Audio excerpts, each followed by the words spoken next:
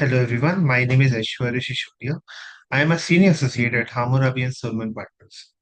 Our topic for today is the corporate governance in the unlisted companies. Now, before we jump onto the main topic, let us understand what corporate governance actually means. The very first lesson which we learn about a corporate during our early year is that a company is a going concern. That means a company will continue to exist in perpetuity and will not be shut down. Corporate governance are the set of rules, relationship, practices that determine the direction and control of an organization. It is a key element in improving the economic efficiency, growth, as well as enhancing the investors' confidence. The key principles of corporate governance are integrity, transparency, equity, accountability, and sustainability. As in Indian scenario, the government have framed various rules and regulation and compliances in order to uphold the corporate governance of a listed companies. But the same level of scrutiny cannot be said about the big private companies or the unlisted companies.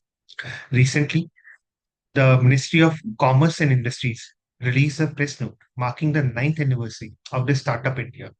It stated that as on 15 January 2025, there are more than 1.59 lakh startups employing more than 16 lakh individuals, and the total funding of 10,000 crore have been provided.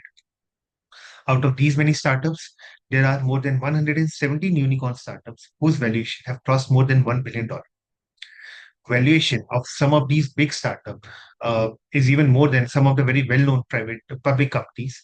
But since they are not listed, so they don't have to follow the same level of disclosure norms or other strict measures, just like any other public company. In recent times, some of the very big startups which have become household name because of the nature of services offered by them are in the news for all the wrong reasons. For example, Byju's, which was once a shining star in the India's startup scene, especially during the COVID-19 pandemic when the online learning was booming.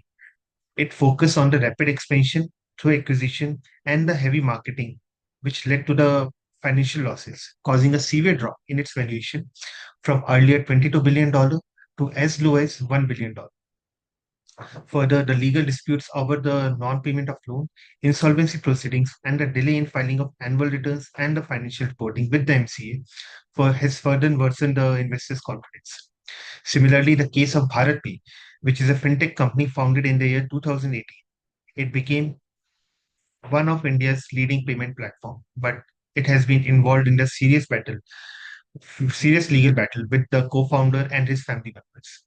BharatPay was involved in a series of related party transactions, which led to the allegation of fraud, accusing its co-founder and his family of misusing 81.3 crore through fraudulent activities.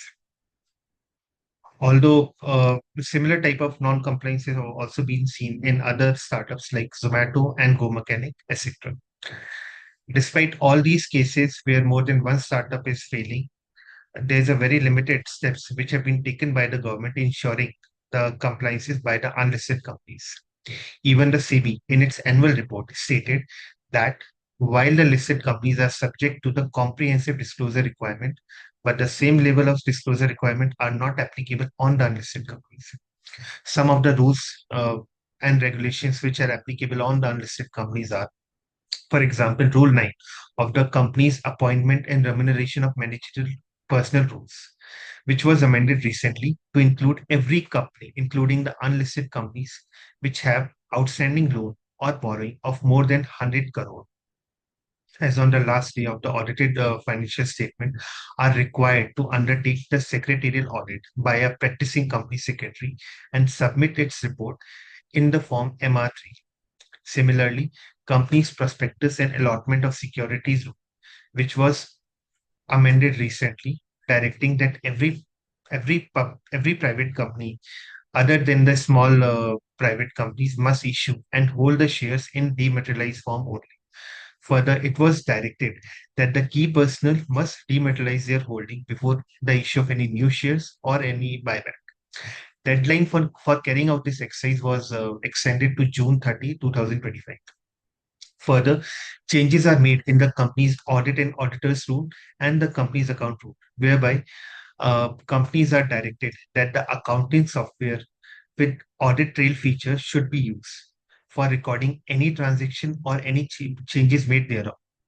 Further, this feature should remain active throughout the year, and the data should be retained for a period of at least 8 years. If the data is stored outside India, then a backup should be created in India as well. Further, changes are made in the company's significant beneficial owner amendment rules, whereby the form Ben 3, Ben 2 was amended quite significantly. Now, in the amended form, the comprehensive documentation is required, digital signature from the authorized personnel is required, and all the information which is provided need to be verified by a practicing chartered accountant or a company secretary.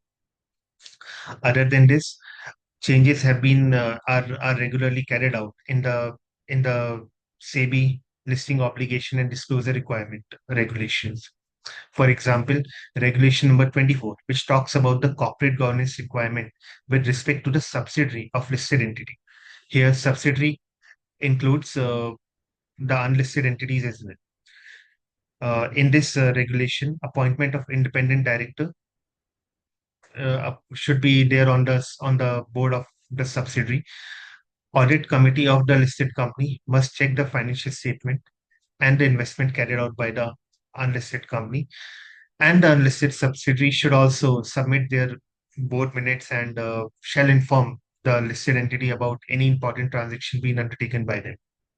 Similarly, there are other regulations like Regulation 24A, 23, and 30, which talks about carrying out of secretarial audit or any related party transaction or the disclosure requirement in case of any acquisition. So, so these are some of the regulations which are applicable on unlisted company, although these are not as rigorous and as hard as the one which are applicable on a public company. Since we as a nation are targeting a benchmark of 5 trillion economy in coming years, so it is very important that that the big unlisted companies should thrive and contribute in this direction. Hence, it is high time that the government should develop a corporate governance framework specifically directing toward these unicorn startups and big private limited companies. So ensure the robust growth of our economy and also to ensure that the confidence of the investor should stay intact. Thank you.